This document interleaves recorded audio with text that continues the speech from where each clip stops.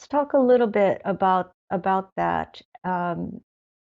Last year, from just what's been made public, you, the FBI, and DOJ, and I gather Secret Service in some cases, were able to recover millions of dollars.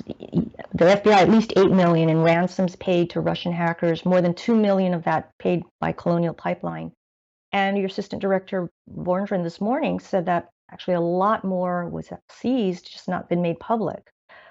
In a general sense, can you give us a sense of how much? Is it tens of millions that has been recovered? And does that suggest that ransom recovery is a tool that scales?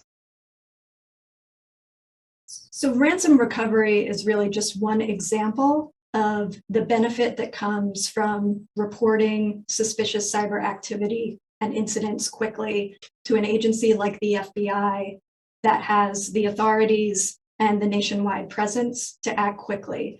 So in the instances of the cryptocurrency seizures, those really were enabled by a unique set of circumstances in each case, where the victim companies not only notified us quickly, but worked with us.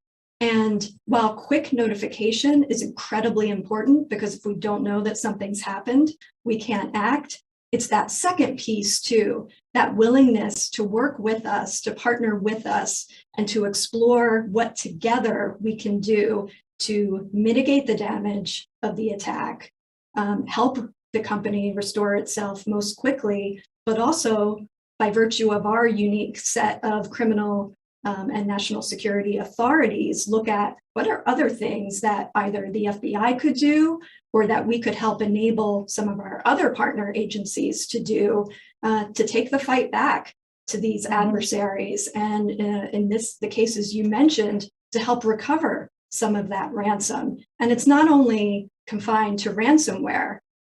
You're probably familiar with our Internet Crime Complaint Center, IC3, which is the public-facing web portal where we encourage everyone, whether companies or members of the general public, to report cyber incidents. We have a team there that's dedicated to acting on cyber incidents in which both individuals and often small to medium-sized companies in our communities are being defrauded from tens of thousands to tens of millions of dollars.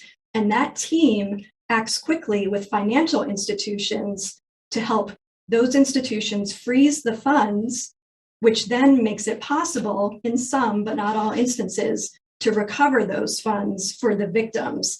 And that occurred to the tune of $400 million in 2020.